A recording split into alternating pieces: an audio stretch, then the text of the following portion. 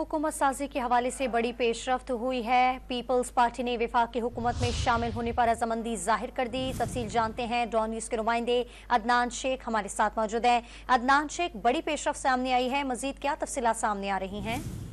आज बिल्कुल Pakistan peoples party के साथ वफाकी हुकूमत साजी पर डेडलॉक नून लीग का खत्म हो गया है और पीपल्स पार्टी ने वफाकी हुकूमत में शामिल होने पर रजामंदी जाहिर की है।